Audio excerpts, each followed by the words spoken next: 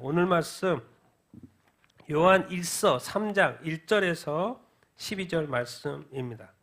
요한 1서 3장 1절에서 12절 말씀입니다.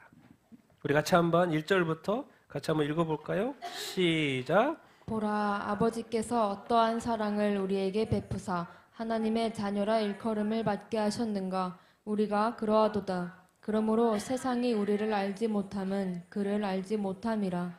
사랑하는 자들아, 우리가 지금은 하나님의 자녀라. 장래에 어떻게 될지는 아직 나타나지 아니하였으나 그가 나타나시면 우리가 그와 같을 줄을 아는 것은 그의 참모습 그대로 볼 것이기 때문이니, 주를 향하여 이 소망을 가진 자마다 그의 깨끗하심과 같이 자기를 깨끗하게 하느니라. 죄를 짓는 자마다 불법을 행하나니 죄는 불법이라. 그가 우리 죄를 없애려고 나타나신 것을 너희가 아나니 그에게는 죄가 없느니라. 그 안에 거하는 자마다 범죄하지 아니하나니 범죄하는 자마다 그를 보지도 못하였고 그를 알지도 못하였느니라. 자녀들아, 아무도 너희를 미혹하지 못하게 하라. 의를 행하는 자는 그의 의로우심같이 의롭고 죄를 짓는 자는 마귀에게 속하나니 마귀는 처음부터 범죄함이라. 하나님의 아들이 나타나신 것은 마귀의 일을 멸하려 하심이라. 하나님께로부터 난 자마다 죄를 짓지 아니하나니 이는 하나님의 씨가 그의 속에 거함이요 그도 범죄하지 못하는 것은 하나님께로부터 났음이라. 이러므로 하나님의 자녀들과 마귀의 자녀들이 드러나나니 무릇 의를 행하지 아니하는 자나 또는 그 형제를 사랑하지 아니하는 자는 하나님께 속하지 아니하니라. 우리는 서로 사랑할지니 이는 너희가 처음부터 들은 소식이라. 가인같이 하지 말라. 그는 악한 자에게 속하여 그 아우를 죽였으니 어떤 이유로 죽였느냐? 자기의 행위는 악하고 그의 아우의 행위는 의로움이라. 아멘. 아멘. 우리 같이 한번 말씀 제목 같이 읽겠습니다. 시작. 하나님의 자녀와 마귀의 자녀의 차이점. 오늘 본문에 이제 하나님의 자녀와 마귀의 자녀라는 그런 어떤 단어가 이렇게 나오는데요. 두 가지죠. 여러분, 이게 구약의 역사, 신약의 역사 동일합니다. 구약의 역사는 뭡니까? 하나님이 이스라엘 백성을 구원했는데 하나님의 말씀에 이렇게 따르지 않는 거죠. 그래서 이스라엘이 배교해가지고 망했다는 이야기예요. 그럼 신약의 이야기는 뭐냐? 2000년의 구약의 역사 동안에 배교하고 망했다는 이야기예요. 근데 신약의 내용은 뭐냐? 똑같아요. 이스라엘 백성처럼 너희도 신약의 예수님을 믿고 구원받은 교회가 뭐요? 배교한다고 그러고 뭐 한다고요? 멸망한다는 이야기. 구조가 똑같죠? 그럼 이스라엘 구약 2000년. 근데 신약의 역사, 신약 성경은 몇 권밖에 안 돼요? 몇 년밖에 안 돼요? 100년밖에 안 됩니다. 여러분, 그래서 오늘 본문에 마귀가 나오고 미혹이라는 단어가 나오는 거예요. 그 미혹에 이스라엘 백성도 넘어갔고 교회도 넘어갔다는 그런 이야기를 하고 있는 거예요. 우리가 지금 큐티 그 본문 어디에 로마서죠? 로마서 앞부분이 뭐예요? 복음이에요. 복음. 예수 믿고 구원받는다 해놓고 이제 12장부터 우리가 읽고 있죠? 13장 넘어왔잖아요. 12장부터 13장까지 뭐예요? 실천편입니다. 실천편. 그래서 예수 믿는 사람은, 복음을 믿는 사람은 이렇게 살아야 돼. 그렇게 했는데 다음 성경이 뭐예요? 로마서 다음에 나온 성경이 뭐예요? 고린도전서. 고린도전서에 뭘 다뤄요? 교회 문제를 다뤄요. 교회가 이런 문제가 많다고 하는 거예요. 복음을, 구원을 이야기하고 예수 믿는 자의 삶에 합당한 삶을 언급해놨는데 교회가 고린도 교회 갔더니 그렇게 살지 못하더라라는 이야기를.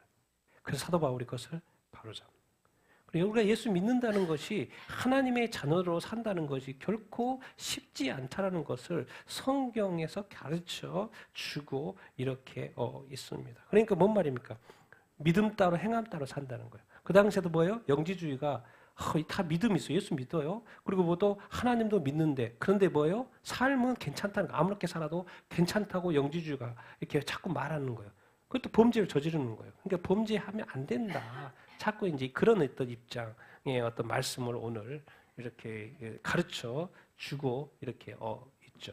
우리가 늘 기억해야 될 것은 요한이 읽었을 때는 그 당시의 어떤 상황, 뭐가 행행하고 있었다? 영지주의, 이단, 예수 그리스도의 그 복음 위에 미혹하는 영지주의가 뭐예요? 횡행하고 있었다라는 그 관점에서 읽어야지 정확히 예수 믿고 구원받는다라고 했는데 자꾸 다른 복음을 자꾸 말하는 시대에 이 글이 쓰여졌다는 것을 기억하고 요한 복음과 또 요한 1서는 또 차원이 틀리다는 거예요. 차원이 틀리다는 거예요. 사랑을 대해서 또 사랑하여 구원했다는 이야기, 이제는 서로 사랑하면서 살아야 된다라는 그런 어떤 이야기. 그래서 오늘 본문은 사실 엄청나게 좀 중요한 그런 어떤 본문 이렇게입니다. 우리 같이 한번 3장 1절부터 2절 같이 한번 읽어보겠습니다. 시작. 보라, 아버지께서 어떠한 사랑을 우리에게 베푸사 하나님의 자녀들이라 일컬음을 받게 하셨는가. 우리가 그러하도다. 그러므로 세상이 우리를 알지 못하는 그를 알지 못함이라. 사랑하는 자들아, 우리가 지금은 하나님의 자녀들이라. 우리가 장래에 어떻게 될지는 아직 나타나지 아니하였으나 그가 나타나시며 우리가 그와 같을 줄을 아는 것은 그의 참모습 그대로 볼 것이기 때문이니. 자, 보라, 아버지, 하나님 아버지께서 어떠한 사랑을 우리에게 베풀어서 우리를 하나님의 자녀, 이게 이제 본문에는 하나님의 자녀라고 되어 있는데 원어상으로는 복수입니다, 복수. 그래서 제가 복수를 붙인 거고요. 하나님의 자녀들이라 일컬음을 받게 하셨는가? 하나님이 어떠한 사랑을 우리에게 베푸셨어요? 어떠한 사랑? 딱 떠오르는 게 뭐예요? 누가 생각납니까? 누가 생각나요? 성찬식 누가 생각나야 돼요? 예수님이 생각나야 되죠. 우리 부모들은 사랑하고 결혼을 하죠. 남녀가 사랑하고 결혼해서 결혼을 해서 이렇게 우리 자녀들을 낳게 되죠. 육신의 자녀를 낳는단 말이에요. 이런 똑같은 원리대로 하나님도 우리를 사랑하셔요. 그런데 우리를 낳았는데 이번에 우리 영적인 자녀를 낳는 데에는 그냥 인간이 육적인 남녀가 만나서 사랑해서 낳는 것은 똑같은데 사랑해서 낳는 것을 이렇게 낳는 것인데 우리 하나님의 사랑은 이게 좋아서 자녀를 낳은 게 아니고 어떤 뭘 통해서 우리를 낳은 거예요? 영적인 자녀로? 누구의 희생이 있었던 거예요? 하나님의 아들이 희생이 있었던 거예요. 예수님의 희생이 있었던 거예요. 육적으로 태어나면 오래 살지 못하잖아요. 근데 영적인 자녀는 한번 태어나면 어떻게 살아요? 영원히 살아요. 그러니까 이 영원을 살기 때문에 어쩌면 또 그 탄생이 쉽지 않았을 수도 있어요. 그 하나님의 사랑은 예수 그리스도의 사랑. 하나님께서 사실 이 단어의 문구에는 엄청난 어떤 강조점입니다. 하나님 아버지께서 정말 어떠한 사랑을 우리에게 베풀었는지 사도 요한이 이 성도들한테 믿는 자들한테 말하는 거예요. 니들이 어떠한 사랑을 받았고 어떻게 하나님이 되었는지를 다시 인식시키는 거예요. 예수 그리스도의 그 십자가 희생으로 말미암아 너희들이 구원을 받게 됐고 정말 영생을 얻게 됐고 천국에 갈 수 있게 됐다. 그 어떠한 사랑, 그 크신 사랑. 그리고 너는 기억해. 누구의 자녀야 이제? 누구의 자녀야? 하나님의 자녀. 여러분 평소에 살면서 내가 하나님의 자녀라는 인식이 있습니까? 어떻습니까? 난 하나님의 자녀야. 하나님의 자녀예요. 여러분 똑같이 길거리에 다녀도요. 보기에는 똑같아 보이지만 하나님이 볼 때는 우리는 하나님의 자녀로 보이고 저 믿지 않는 사람은 마귀의 자녀로 보여요. 근데 그것이 어떻게 됐냐면 자기의 아들 예수 그리스도를 통해서 됐다는 거예요. 그래서 자꾸 그걸 강조하는 거예요. 네가 하나님 된 것은 네가 자녀 맞아. 근데 그것이 된 과정을 늘 기억해야 돼. 세상은 우리를 하나님의 자녀, 우리가 하나님의 자녀라 그랬으니까 우리가 하나님의 자녀인 것을 알지 못해. 그럼 결국 우리가 하나님의 자녀인 것을 알지 못하니까 결국 누구도 모르게 되는 거예요. 하나님도 모르고 예수 그리스도도 알지 못한다는 그런 말이겠죠. 사랑하는 자녀들아, 우리가 지금은 누구다? 하나님의 자녀다는 거. 옆에 사람 보고 당신은 하나님의 자녀입니다. 그렇게 해보십시오. 시작. 당신은 하나님의 자녀입니다. 하나님의 자녀로 보입니까? 하나님의 자녀로? 정말 이 말은요, 상상할 수 없는 이야기예요. 하나님의 자녀. 우리가 장래에 이제 하나님의 자녀한테 어떤 것이 준비되어 있냐? 우리가 장래에 어떻게 될지는 아직 나타났어요? 안 나타났어요? 안 나타났어요, 여러분. 이 하나님의 자녀됨. 성경에 이런 표현이 있는 거예요. 18절, 로마서 8장 18절 읽어보겠습니다. 시작. 생각하건대 현재의 고난은 장차 우리에게 나타날 영광과 비교할 수 없도다. 예수 그리스도가 2000년 전에 이 땅에 와서는 어떻게 보면 꾸질꾸질한 인간이었어요. 인간의 모습으로 왔단 말이에요. 육체를 가지고 있었기 때문에. 근데 다시 오실 예수님은 어떤 예수님인가요? 하나님의 예수님이에요. 정말 하늘 영광을 가진 예수 그리스도를 우리가 보게 될 거예요. 그 비교가 안 됩니다. 그래서 다시 재림하실 예수는 어마어마하다고요.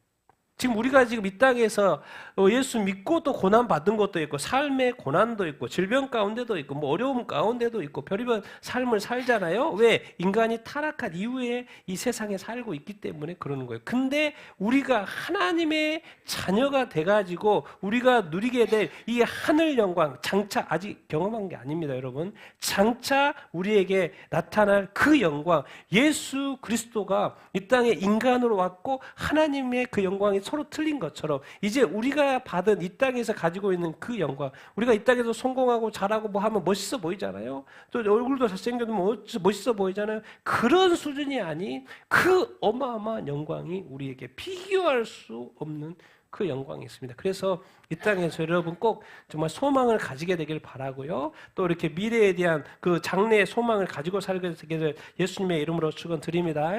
근데 그때가 언제냐? 이거 가르쳐주고 있어요. 그가 뭐 하시면? 나타나시면. 그가 누구예요? 예수님이 뭐 하시면? 나타나시면 그와 같은 줄 알겠고, 우리 십자가에 못 박으신 예수님의 그 이제 그때는 뭘 보게 될 거예요? 그의 뭘 본다는 거예요? 참. 예수님 원래 하나님이셨고 이 땅에 인간 33년간 인간이 되셨죠. 다시 하나님으로 복귀하셨는데 그 하늘의 영광, 하나님의 그 영광, 정말 하나님 예수로 오시는 그 참모습을 그대로 볼 것이요. 요한복음에는 예수 그리스도를 통하여 구원을 받는 거, 요한 1서는 서로 사랑하며 살아가는 거, 요한 계시록에 봤더니 처음에 뭐 나와요? 예수님이 재림한다는 얘기 나와요. 재림하시는 예수 그리스도의 그 하나님의 그 참 모습. 그러면 예수 그리스도께서 재림하신다고 되어 있으니까 예수께서 재림하신다는 표현이 성경에 어떤 식으로 정리되어 있냐면 어떻게 오신다고요? 재림하실 때 도둑같이 온다고 이야기를 하고 있어요. 도둑은 뭐예요? 갑자기 온단 말이에요. 갑자기 온단 말이에요. 예수님이 재림만 하시면 끝이에요. 끝. 왜? 이제 뭐가 시작이 되는 거예요? 행복 시작이에요. 행복 시작. 영원한 행복 시작. 그리고 뭐 중에 와요? 영광 중에. 2000년에는 어떻게 오셨어요? 예수님이 아기로 오셨어요. 그래서 어디에 눕혔어요? 마구간. 근데 이번에는 어떻게 오셔요? 영광 중에. 누구와 함께? 천사들과 함께. 상상 초월의 그 모습으로 영광 중에 오셔요. 근데 왜 오셔요? 재림하신 이유, 목적은 뭐예요? 2000년 전에 구원하러 오셨는데 재림하신 목적은 뭐예요? 신자들을 구원에 대한 뭐예요? 완성. 이게 뭐예요? 구원에 대한 완성이 뭐예요? 천국 입성. 영생 시작. 그것을 실현하는 그 타임이 시작이 뭔 거예요? 예수님의 재림인 거예요. 그래서 이 시대가 지금 뭐예요? 예수님 성경에 예언된 그 대부분의 예언들이 다 이루어지고 있는 그 시대. 그러니까 주님이 재림하실 때가 가까웠다는 그 시대. 그리고 지금 대부분의 목사님은 우리 살아있는 세대에 예수님 오실 거라고 말하는 그런 시대. 그래서 예수님이 재림하시면 정말 우리를 구원하실 거예요. 그럼 우리가 진정한 구원의 완성되는 시대. 우리가 천국 가는 시대죠. 천국 가는 때. 근데 이제 예수님이 오시면 좋을 수도 있고 안 좋을 수도 있어. 안 좋은 부분은 뭐예요? 꼭 이렇게 말하고 성경에. 뭐 하신다고? 오시면 선악간에 심판하신다. 우리가 이 땅에서 예수 믿고 제대로 살았는지 안 살았는지 심판은 안 하신다? 심판하신다. 우리가 지금 천국 예수님 뭐 오신다고 너무 좋아하죠. 얼굴 환해졌어.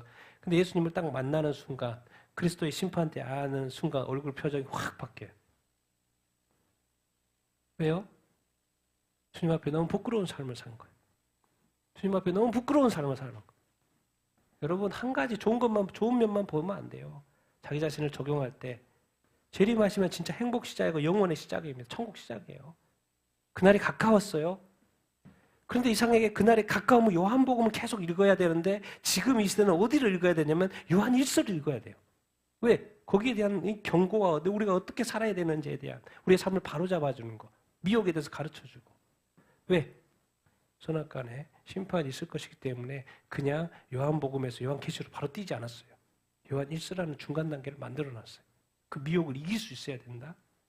미혹을 이길 수 있어야 된다. 끝까지 믿음 지켜야 된다. 그가 나타나시면 우리도 예수 그리스도의 그 참모습, 하나님 예수의 모습을 참모습을 볼 뿐만 아니라 너희도 하나님의 자녀됨의 영광을 이제 비교할 수 없는 그 영광을 너희들이 누리게 될 것이다. 그래서 너희들이 하나님의 자녀가 됐다는 것은 어마어마한 것이다. 그런데 우리가 하나님의 자녀가 어떻게 됐는데요? 예수 그리스도의 그 십자가 희생, 하나님의 그 크신 그 사랑 때문에 됐다. 그것을 지금 말하고 세상은 그걸 당연히 이해할 수도 없고 하나님도 믿지도 않고 그리스도에 대해서 교회에 대해서 뭐 이렇게 좋게 생각하지 않잖아요. 악한 마귀가 교회에 대해서 좋게 생각하지 않는 것도 똑같아요. 우리 그리스도인에 대해서 세상 사람들 안 믿는 사람이 좋지 않게 생각하는 거. 근데 비교할 수 없는 그 큰 축복. 우리 3, 4, 5, 6 읽겠습니다. 시작. 주를 향하여 이 소망을 가진 자마다 그의 깨끗하심과 같이 자기를 깨끗하게 하느니라. 죄를 짓는 자마다 불법을 행하나니 죄는 불법이라. 그가 우리 죄를 없애려고 나타나신 것을 너희가 아는. 그에게는 죄가 없느니라. 그 안에 거하는 자마다 범죄하지 않으니 죄를 짓는 자마다 그를 보지도 못하였고 그를 알지도 못하였느니라. 두 가지로 비교 이렇게 합니다. 여러분 이게 그 성경은 누구한테 안 믿는 사람한테도 하지만 성경의 편지, 신약 성경의 편지는 뭐예요? 다 누구한테 하는 거예요? 교회들한테 하는 거예요. 누구한테? 믿는 자들한테 하는 거예요. 그래서 믿는 자들한테 또 말해요. 주를 향하여 이 소망은 앞에서 재림 소망이겠죠. 재림 소망을 가진 자마다 그의 뭐하심과 깨끗하심과 같이 자기를 뭐하게 해야 된다? 깨끗하게 해야 된다. 그러니까 우리가 예수님을 믿는다는 것은요, 끊임없이 회개하고 또 자기 자신을 정화하는 거예요.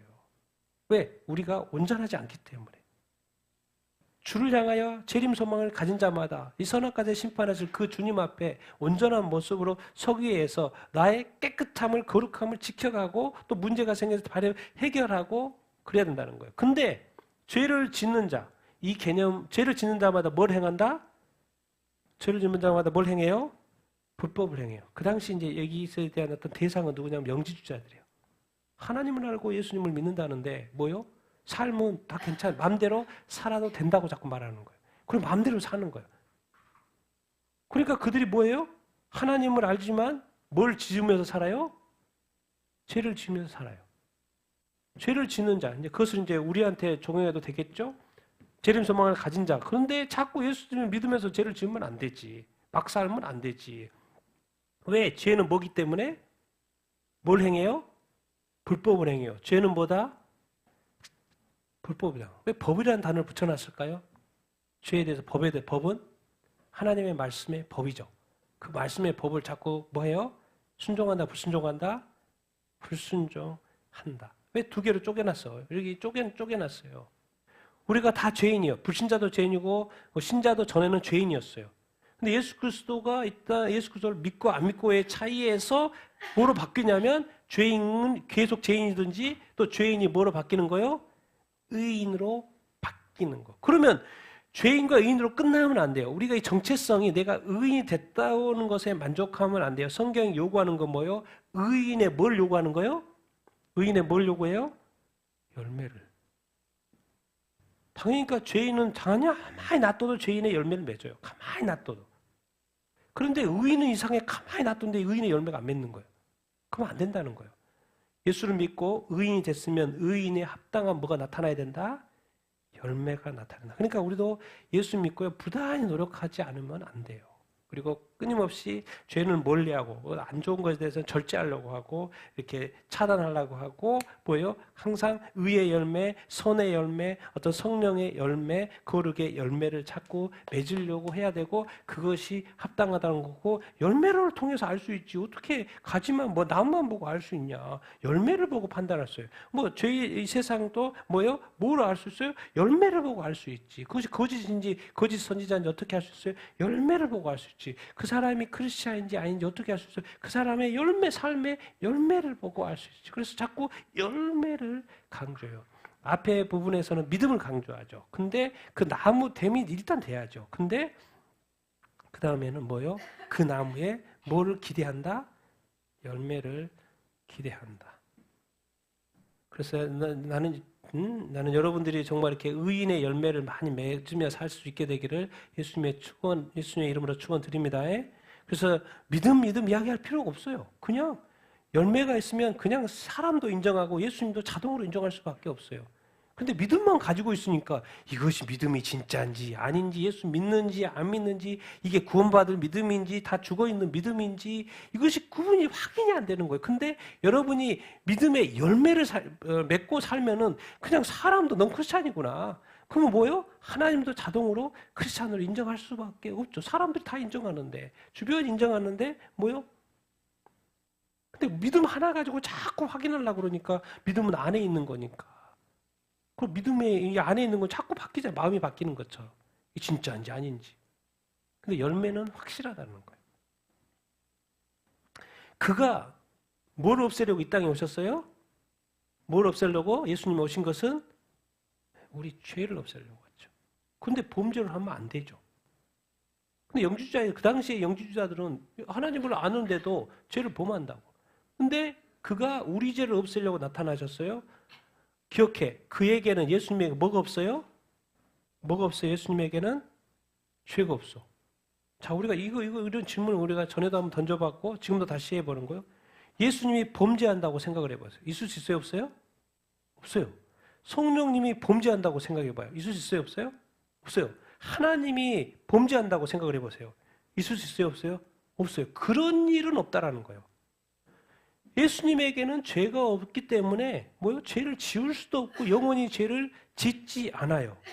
그런데 중요한 거는 예수님 안에 있어. 죄가 없으신 예수님이 또 예수님이 우리 죄를 위해서 없앴어. 그 예수님 안에 있다고 하는 죄가 없으신 예수님 안에 거하는 자인데 범죄할 수 있을까요? 없을까요? 범죄하지 않아야 되는 게 뭐예요? 정상인 거죠. 우리 안에 또 예수님만 있는 게 아니라 누구도 있어요? 성령님도 있죠. 이건 도대체 뭐가 어떻게 된 거예요, 이게? 우리한테 뭘 완벽을 요구하는 거예요? 뭐예요, 지금? 인간의 모습이 우리가 생각하는 그 이상이라는 거예요? 예수님을 믿으니까 의인이 됐어. 근데 의인된 그리스도인이 범죄하면 안 된대. 또 범죄하지도 않는데. 예수님 안에 거하는 자마다 범죄하지 않는데 예수님이 범죄할 수 없는 것처럼 이제 의인된 그리스도인도 범죄하지 않는 것이 정상이래. 그걸 말하는 거예요. 근데 그 당시 보니까 막 범죄를 하는 거예요. 예수님도 하나님도 뭔가 교회에 다니는데 막 범죄하고 있는 거예요. 여러분, 우리가 이 죄에 대해서 잘 생각을 많이 해봐야 합니다. 죄와 씨름한 사람이 성경에 나와요. 누구가 나와요? 신약 성경의 대부분을 썼던 누구? 사도 바울. 자기가 예수님을 믿고 하나님 예수님이 성령도 받고 사역 받아서 뭐요? 이방인의 사도가 돼서 전 세계에 가서 복음을 전하는 그 사람조차도 그 안에 뭐가 있다는 걸 알아요? 죄의 법이 살아 있다는 걸 알아요. 근데 여러분 기억하셔야 돼요. 사도 바울은 자기 안에 죄가 역사하는 건 알아요. 그래서 뭐와 씨름해요? 죄와 씨름하죠. 근데 사도 바울은 죄와 씨름했지 죄를 지었을까 안 지었을까요? 그런 이야기는 안 나와요. 자기가 하나님을 믿고 최고의 사역을 하는데도 불구하고 성령에 충만한데도 불구하고 자기 안에 죄가 역사한다는 걸 아는 거예요. 근데 사도 바울은 어디까지 안 나가는 거예요? 범죄까지 안 나가는 거예요. 그게 이제 우리하고 사도 바울의 차이인 거예요. 근데 우리는 어디까지 나가버려요? 죄가 역사해. 그런데도 불구하고 씨름하는데도 불구하고 사도 바울은 죄를 안 지어. 근데 우리는 죄를 지어버려 안 지어져버려요? 죄를 지어버려요. 그게 문제라는 것을 이제 성경을 자꾸 가르치는 거예요. 그래서 가장 하나님이 안 좋게 생각하는 게 있어요. 가장 안 좋게 생각하는 거예요. 인간이 아직 미성숙하기 때문에 죄를 지을 수 있는데 이제 이것은 이제 약간 고의성이 있어. 죄를 지었는데 또 짓고 또 짓고 또 짓는 거예요. 반복적으로 짓고 습관적으로 지어. 그럼 그 사람은 지금 그게 죄인 줄 알면서도 또 짓는 거죠. 그럼 하나님의 입장에서 어떻게 받아들이는 거예요? 약간 고의성 있다고 생각하는 거예요. 이 죄를 오히려 뭐 이렇게 안 지으려고 하는 게 아니라 오히려 뭐 즐기네. 세상을 즐기고 죄를 즐기고 그런 식으로 주님이 받아들일 수 있다는 거예요, 여러분. 그렇기 때문에 우리가 몰라서 죄를 짓고 실수해서 죄를 짓는 것은 용서를 금방 하시죠. 근데 하나님이 특히나 성도가 교회가 알면서 지은 죄, 근데 그것을 반복해서 지을 때 가장 싫어하셔요. 정말 용서가 안 되는 그런 죄. 알면서도 계속 지으면 그게 예수님 하나님의 입장에서 뭐예요? 예수 그리스도의 십자가의 그 은혜를 뭐 하는 거예요? 다 무효로 만드는 거예요. 그걸 또 가볍게 너무 가볍게 여기네. 내가 예수 그리스도를 십자가에 못 박혀 죽게 해서 너를 구원하는 그 은혜가 얼마나 큰지에 대해서 너무 가볍게 생각하는 거예요. 완전 자기 유익대로 사네, 자기 편한 대로 사네, 자기 마음대로 생각하네. 하나님 따로 나는 뭐요? 하나님 따로 네 따로, 교회 따로 하나님 따로, 믿음 따로 행함 따로. 뭐 하나님 뭐 인생이 있고 내 인생이 있고 하나님은 나를 구원하셔요. 구원하셔. 감사합니다. 십자가를 예수님이 당신의 아들을 통해서 예수 그리스도의 십자가를 위해서 구원하셔서 감사합니다. 나 천국 보내주세요.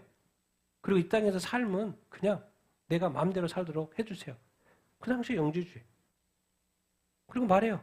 교회가 너 구약에서 이스라엘 배도해가지고 망한 거 봤지? 성경에도 데살로니가서 말해요. 교회에 딱 한 가지. 적그리스도가 나타나면 마지막 적그리스도가 나타나면 이제 적그리스도 심판해야 되잖아요. 그러니까 요한계시록 7년 대환란인 거고. 그런데 그 전에 교회 먼저 배도하는 거 네가 보게 될 거야. 우리가 교회로서 배도하지 않아야죠. 배교하지 않아야죠. 그래서 우리가 늘 뭐에 대해서 민감해야 되냐면 뭐에 대해서 민감해야 돼요? 죄에 대해서 민감해야 돼요. 말해요. 예수님이 죄를 지을 수 없는 것처럼 우리가 예수 그리스도를 믿고 그리스도인이 됐지만 그것이 범죄하지 아니하는 걸로 계속 나와야 되는데 왜? 자꾸 말해. 죄를 지으면 이거 예수님을 모르는 건데 하나님을 모르는 건데 알지도 못하는 건데 보지도 못하고 아니 나 봤는데요. 믿는데요. 교회 다니는데요. 그렇게 말하면 그게 앞뒤가 안 맞아 버려 자꾸. 그러면 예수 믿고 구원받았는데 다시 죄인처럼 산다? 그럼 이게 뭐예요 도대체? 이게 바로 이 하나님께서 또 예수님이 또 이 교회를 세웠잖아요. 이 교회가 세상과 구별된 어떤 빛과 소금인데 어느 순간 교회 안에 뭐가 있는 거예요? 죄가 가득한 거예요. 그럼 이제 뭐냐고. 그걸 말하는 거예요 지금. 요한 1서에서 강조하는 것은 그것을 자꾸 말하는 거예요. 교회가 뭐가 섞여버렸다? 죄가 섞여버렸다고 말하는 거예요. 의 안에 죄가 지금 들어오려고 하고 또 들어왔고 미혹을 지금 엄청 받고 있다. 그것을 가르쳐 주는 거예요. 예수님은 죄를 없애러 왔는데 다시 교회 안에 신자 안에 죄가 있어. 그럼 도대체 이게 뭐냐고. 이거를 지금 말하는 거예요. 근데 그게 그럴 수밖에 없는 것이 그것에 대해서 역사하는 존재가 있다고 정확히 가르쳐줘요. 같이 한번 7, 8, 9절 읽겠습니다. 시작. 자녀들아 아무도 너희를 미혹하지 못하게 하라. 의를 행하는 자는 그의 의로우심과 같이 의롭고 죄를 짓는 자는 마귀에게 속하나니 마귀는 처음부터 범죄함이라. 하나님의 아들이 나타나신 것은 마귀의 일을 머리하라 하심이라. 하나님께로부터 난 자마다 죄를 짓지 아니하나니 이는 하나님의 씨가 그 속에 거하며 그도 죄를 짓지 못하는 것은 하나님께로 났음이라. 지금 이렇게 성도들한테 말하는 거예요. 사도 요한이 말하는 거예요. 자녀들아 아무도 너희를 뭐 하지 못하게? 미혹. 이거 말하는 거예요. 미혹의 존재를 밑에 언급해놨어. 누구요? 누가 미혹이에요? 마귀라고 정확히. 미혹과 마귀. 미혹은 누가 역사하는 거예요? 마귀가 역사하는 거예요. 그래서 교회는 의를 행하는 자잖아. 교회를 의를 행하는 자잖아. 우리 예수 그리스도 의로우시잖아. 그러니까 예수님이 의로우신 것처럼 교회는 의를 행하는 자가 돼야 돼. 그러니까 의를 행하면 계속 의를 유지할 수 있게 되는 거죠. 그래서 교회는 계속해서 의로워야 돼 하는데 꼭 뭐를 또 이렇게 안 믿는 사람도 그렇지만 믿는 사람도 뭘 하게 돼요? 자꾸 죄를 씻게 되죠. 근데 정확히 이야기합니다. 죄하고 하나님하고 어울리지 않아요. 죄하고 예수님하고 어울리지 않아요. 죄하고 성령님과 어울리지 않아요. 죄하고 말씀하고 어울리지 않아요. 그런데 죄를 짓게 되는 그것은 죄는 누구하고 어울리냐면 누구하고 어울려요? 마귀하고 어울려요. 우리가 지금 그래서 하나님이 우리를 사랑해서 예수 그리스도의 십자가에 못 박힐 수밖에 없었다는 그 이 죄에 대한 그 민감성이 있어야 되는데 우리는 우리 인생에 대해서는 그렇게 크게 생각하고 최선을 다하는데 우리 삶에 스물스물 돌아가는 그 죄는 그 인생보다도 우리의 생명보다도 더 귀하게 더 크게 보고 더 멀리 해야 되는데 우리는 인생은 그렇게 아름답게 설계를 하면서도 내 안에 들어온 죄에 대해서는 어떻게 이렇게 관대하는지 거꾸로예요, 거꾸로. 마귀에 속는 거죠. 죄를 짓는 자마다 마귀에게 뭐 했다? 속하. 마귀는 어떤 자예요? 처음부터 범죄했어요. 여러분 어떻게 이해해야 됐어요? 성경 읽을 때? 마귀가 처음부터 범죄했다는 것은 어떤 식으로 인식이 돼요? 해석이 될 때? 왜 굳이 처음부터 범죄했다는 표현을 써놨을까요? 뭐 때문에? 언제부터 범죄했어요? 태초 전부터 범죄했죠. 어디에서? 하늘에서. 그래서 전하나 붙어 있는 거예요. 처음부터 범죄했다는 거예요. 하나님이 아름답게 루시퍼 천사장으로 만들어 놨는데 처음부터 태초 세상이 만들어지기 전부터 하나님께 대적하고 범죄했다라는 거. 이게 마귀의 그 어떤 그 핵심이 뭐예요? 하나님은 사랑이지만 마귀는 뭐예요? 죄예요. 죄. 그래서 우리가 죄를 짓는 것에 대해서 이제 우리가 의인이 돼서 예수 믿고 돼서 의인이 돼서는 죄를 짓는 것을 아주 민감하게 반응을 이렇게 해야 돼요. 이 마귀가 뭐냐? 누군지 알아요? 성경은 요한복음에 가르쳐주죠. 같이 읽겠습니다. 시작.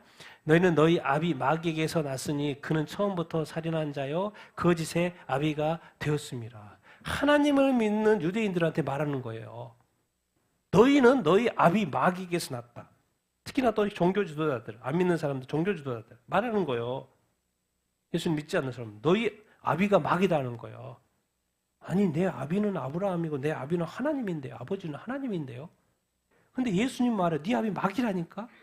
네 아비 마귀라니까? 근데 그 마귀의 자식처럼 나중에 예수님을 십자가에 못 박혀 죽여요 안 죽여요? 죽여요. 증거가 됐죠. 마귀 자식인 것이. 근데 그들은 안 믿어요. 자기 아버지가 마귀인 것을 안 믿어요. 자기가 죄 가운데 역사가 있고 죄의 미혹에 넘어가서 죄를 짓는 자라 마귀에게 속했다고 그렇게 성경이 가르쳐줘도 자기는 자꾸 범죄하면서도 자기에게 마귀에게 속한지라고 절대 인정하지 않아요. 내 아버지는 하나님이에요. 내 믿음의 조상 아브라함, 나는 하나님 믿고 나는 예수님을 믿으라고 자꾸 말하는 거예요. 거짓말, 속이는 거, 사기 다 어디에 속한 거예요? 마귀에게 속한 거예요, 여러분. 그래서 거짓말하지 마시고요. 또 사기치거나 이렇게 하는 거 하지 마십시오. 이 땅에서 살아있는 동안도 사기도 치지. 여러분 이제 죽으면 주님 앞에 바로 서는 것입니다. 하나님 앞에. 그래서 이 아비가 바뀌는 정확히 말하면 자꾸 이렇게 낫다 이런 표현을 쓰는 것이 뭐냐면 성령으로 낳고 하나님으로 낳고 자꾸 이런 표현을 쓰는 것은 마귀가 낳아서 마귀 자식이라는 거예요. 이게 지금 죄를 마귀에 속해가지고 자꾸 죄이니까 아담부터 그래가지고 세상 사람들을 그러니까 노아의 홍수로 한번 심판한 것이 있고 이제 마지막 심판이지만은 그 중간에 이 하나님의 아들 예수 그리스도가 나타나신 건 뭘 멸하려고? 뭐를 멸하려고요?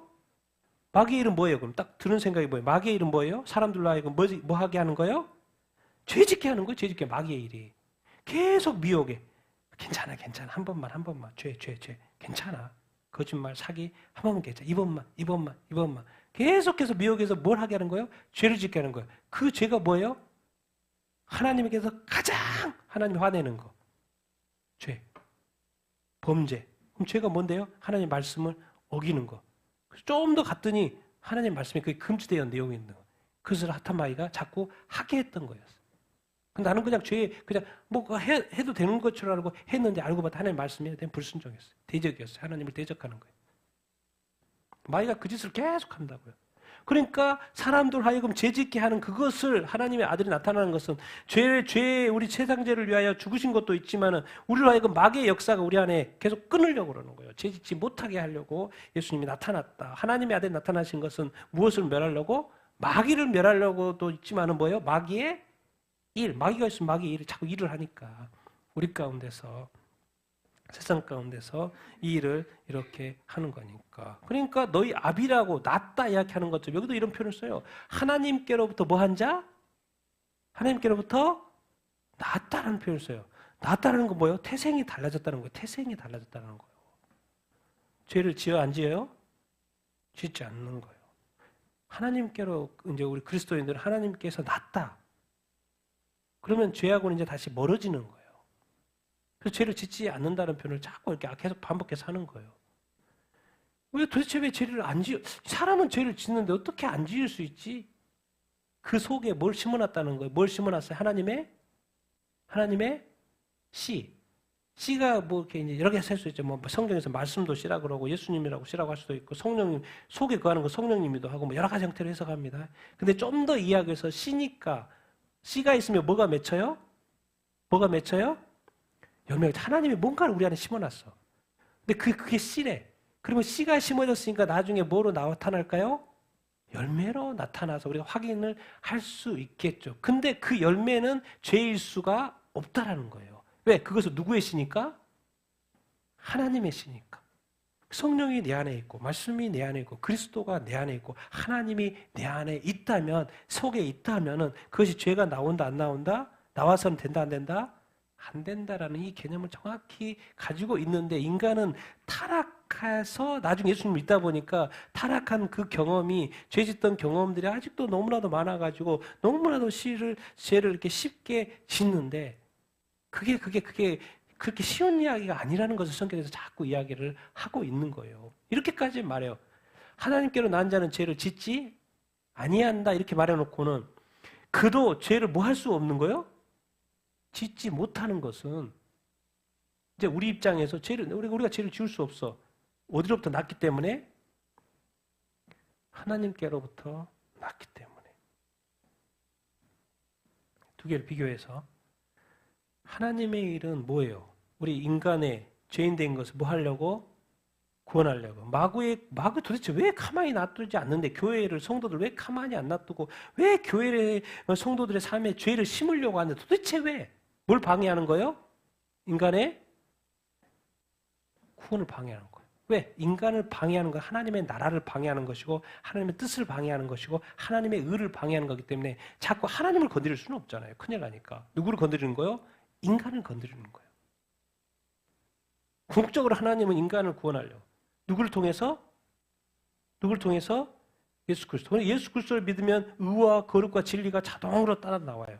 그러니까 당연히 범죄하기가 쉽지가 않죠. 근데 마귀의 일은 끊임없이 인간의 구원을 방해. 의인이 됐지만 뭐 의인이 됐다고 너는 또 죄 지을 거야. 너 옛날에 죄 많이 지어봤잖아. 너 쉽게 또 죄 지을 걸.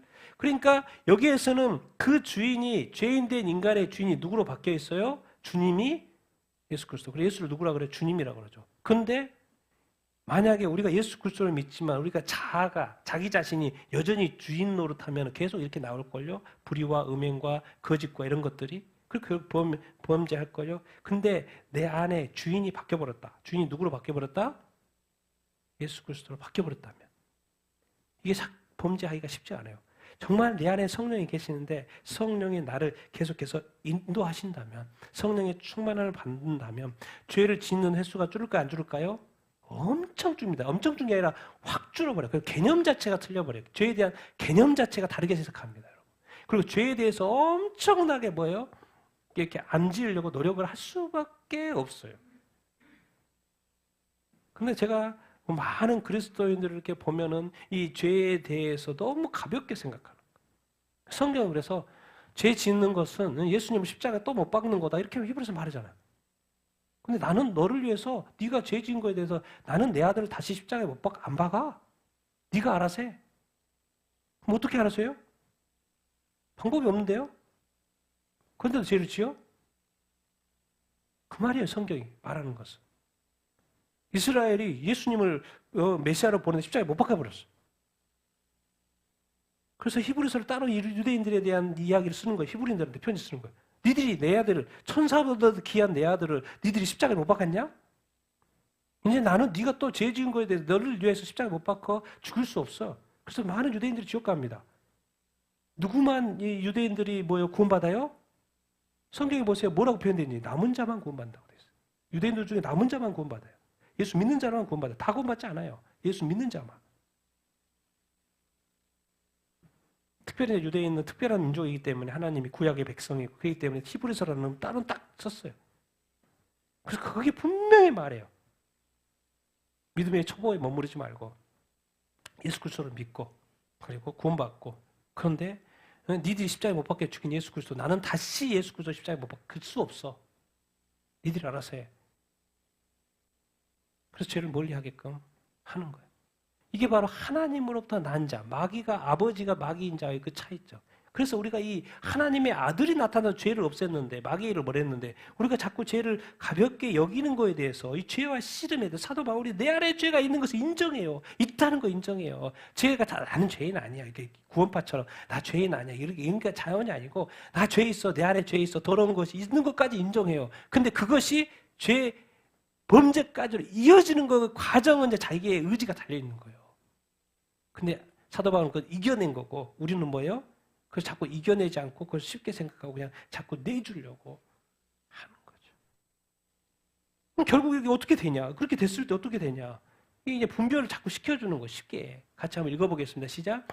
이러므로 하나님의 자녀들과 마귀의 자녀들이 드러나나니 무릇 의를 행하지 아니하는 자는 또 그 형제를 사랑하지 아니하는 자는 하나님께 속하지 아니하니라. 우리는 서로 사랑할지니 이는 너희가 처음부터 들은 소식이라. 가인같이 하지 말라. 그는 악한 자에게 속하여 그 아우를 죽였으니 어떤 이유로 죽였느냐? 자기의 행위는 악하고 그의 아구의 행위는 의로움이라.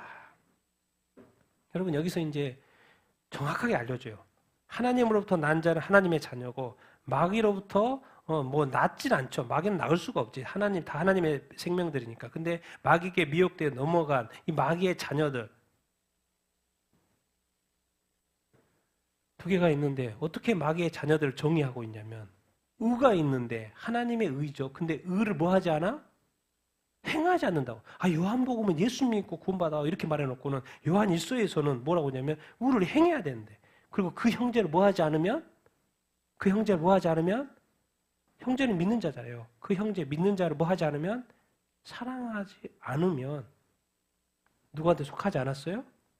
하나님께 속하지 않았어요. 하나님께 속하지 않았다고 누구한테 속았다는 거예요? 악한 자에게 속했다. 악한 자가 누구예요? 사탄에게. 여전히 무서운 말이에요. 무서운 말이에요. 그래서 다시 언급해. 그 형제를 사랑하지 않으면 이것이 문제가 크기 때문에 우리는 서로 뭐 해야 된다? 사랑해야 된다. 근데 형제 사랑에 실패한 사람을 최초의 인간 아담, 그의 첫 번째 첫 아들 누구예요? 가인이. 두 번째 아들 누구를? 아벨을 쳐 죽여버렸죠. 가인과 같이 하지 말아라. 형제를 쳐 죽여버렸잖아요. 그는 누구한테 속했다? 악한 자에게 속했다고 말을 하고 있어요. 가인이 도대체 왜 이 아벨을 죽였지? 그 아우를 왜 죽였지? 그걸 어떻게 표현하고 있냐면 그 가인이 누구한테 속했다? 마귀에게 속했다.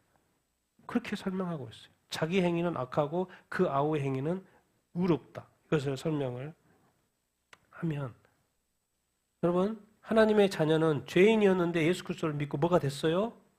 의인이 됐어요. 의인이 됐으니까 당연히 뭘 해야 돼요? 의를 행하고 관계에 있어서 형제를 사랑해야 안 해요? 당연히 사랑해야죠. 근데 이제 마귀의 자녀는 죄인인데 믿음이 없으니까 여전히 죄로 남아있어요. 죄인으로 남아있으니까 의를 행하지 않겠죠? 그리고 형제를 뭐예요? 사랑하지 않고 뭐예요? 미워하죠. 그럼 형제를 미워하면은 의를 행하지 않으면 뭐예요? 마귀의 자식인 거죠. 그렇게 성경이 지금 정의하고 있어요.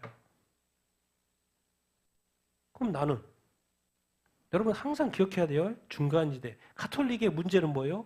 연옥을 만들어 놓고는 과정이 또 하나 천국 가는 지옥 가기 전에 그 과정이 하나가 있는 것처럼 인식을 시켜놨어요. 그게 얼마나 큰 일인지 그냥 몰라요, 사람들은. 그 과정이 있다는 것 자체가 더 지옥 갈 확률이 높죠. 왜? 안심을 하니까. 또 죄를 지어도 또 기회가 있을 거라는 그 생각. 힌두교와 불교의 그 좋은 점은 뭐예요? 또 기회가 있다는 그 생각. 윤회니까.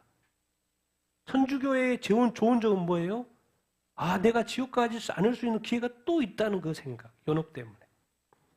근데 이 성경은 뭐라고 말해요? 중간지대가 있어요? 없어요? 없어요.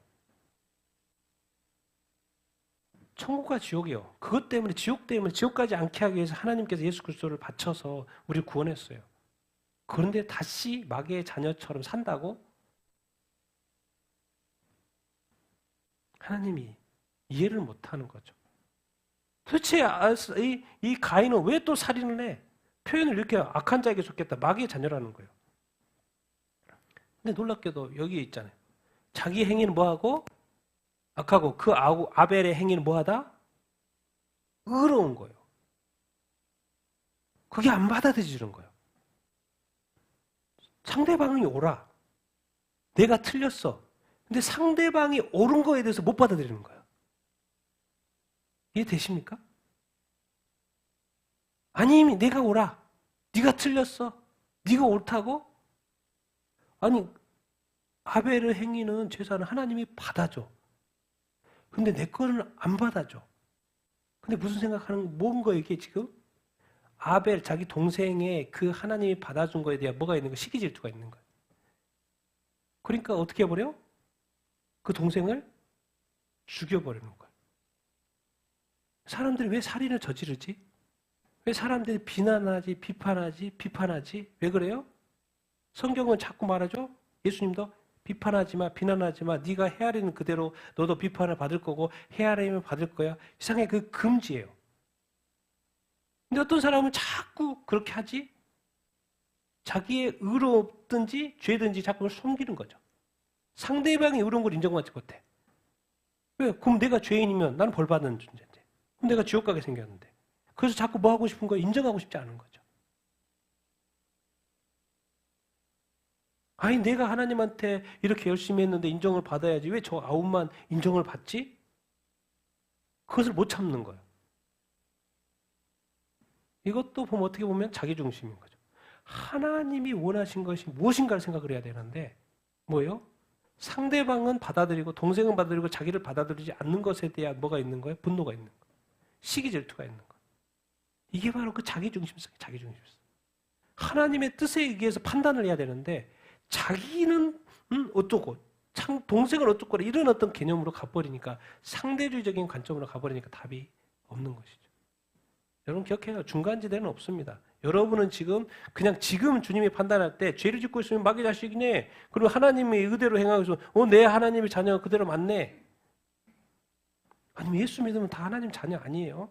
당연히 하나님의 자녀죠. 근데 만약에 죄를 지으면 어떻게 되는 거예요? 그럼 죄를 짓는 하나님의 자녀? 와, 그러니까 교회에 막 죄인들이 들들실하는 거예요. 목사님도 죄를 짓고 성도도 죄를 짓고 예배도 다 죄 가운데 드리고 찬양팀 리더가 또 죄 짓고 와가지고 또 찬양 리더해. 그럼 도대체 그 교회는 뭔 교회인 거예요? 하나님은 그것을 용납할 거라고 생각하십니까? 그럼 선악간의 심판, 재림하셔 심판하실 그것에 대해서 잘했다 이렇게 말하겠습니까? 내가 내 아들을 십자가에 못 박게 죽이는 죄를 없애기 위해서 죽었는데 교회 안에 성도 안에 죄가 가득하다. 그 죄를 그렇게 쉽게 짓는다.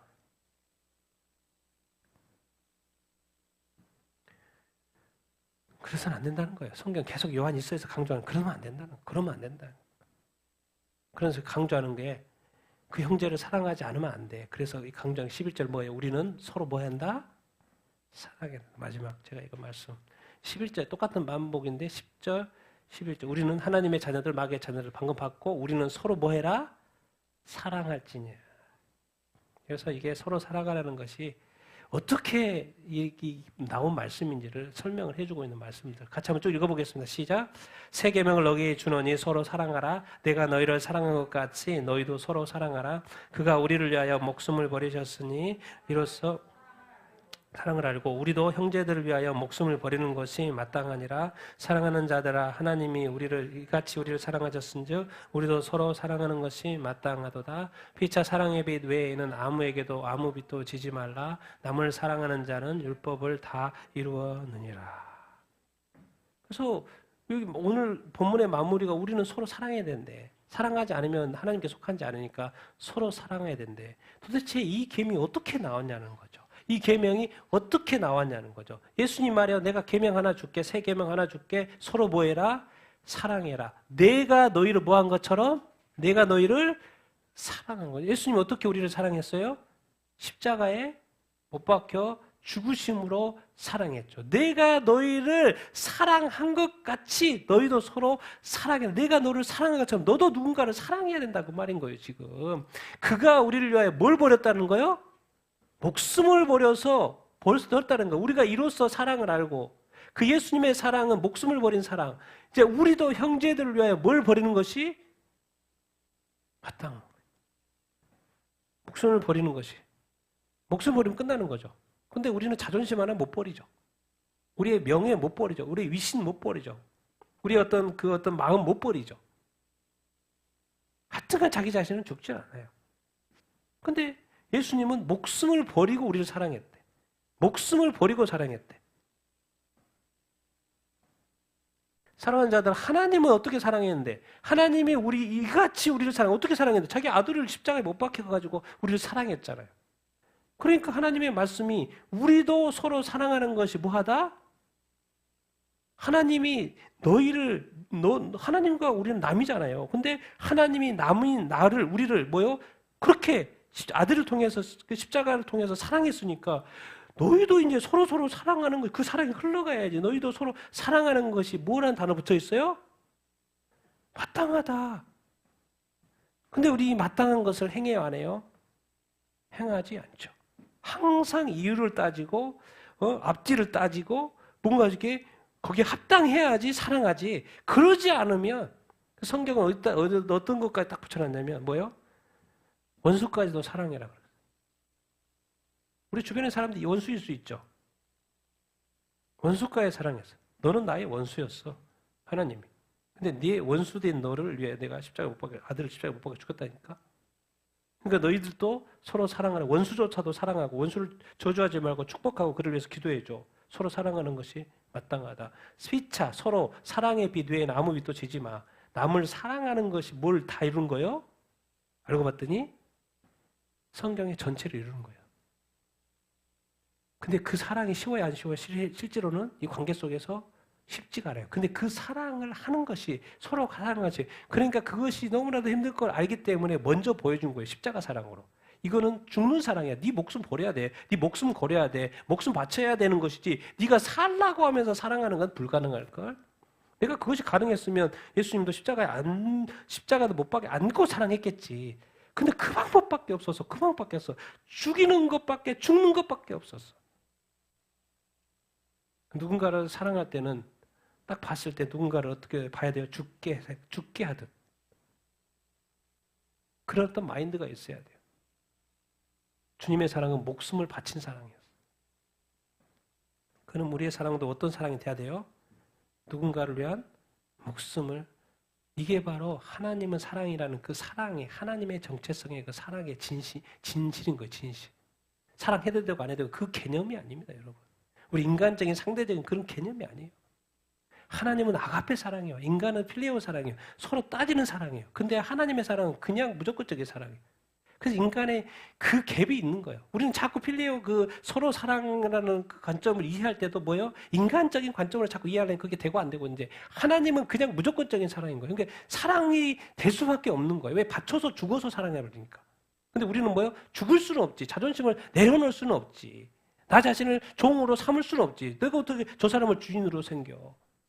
마음에 들지도 않고 말도 그럴 수도 없고 그런 존재도 아닌데 내가 어떻게 길거리에 거지를 내가 어떻게 주인처럼 섬기냐고. 말이 되냐고. 나를 화나게 하고 뭐한 사람 내가 어떻게 주인처럼 섬기냐고. 말이 되냐고. 근데 하나님은 그렇게 한다니까요. 주님은 그렇게 해요. 그게 바로 사랑의 뭐예요?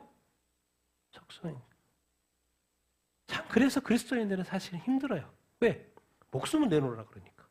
목숨을 바치라 그러니까.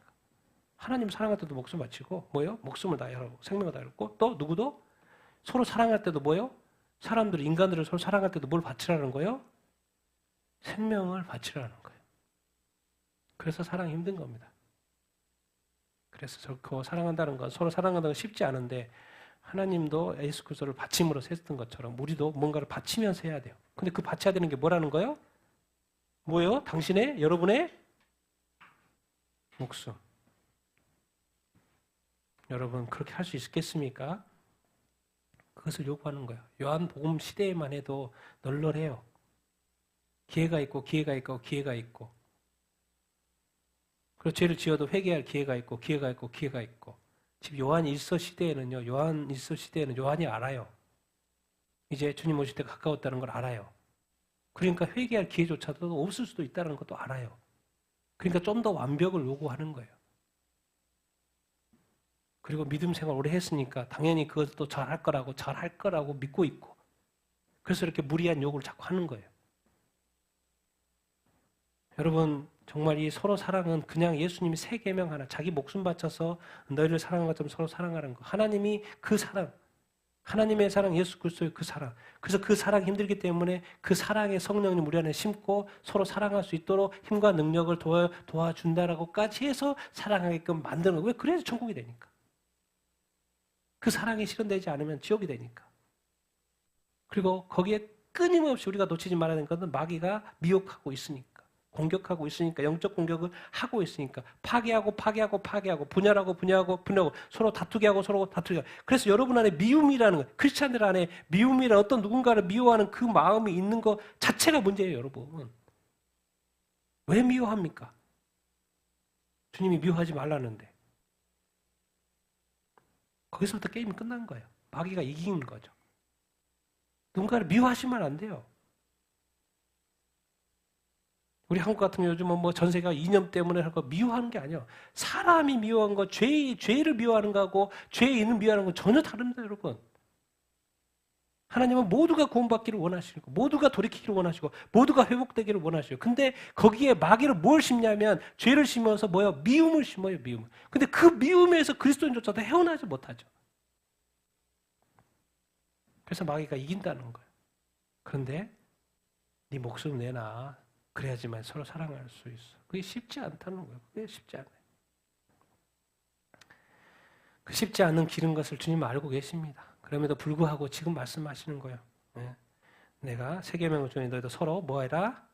사랑해라. 내가 너희를 사랑한 것처럼 너희도 사랑하라고 말씀하고 있습니다.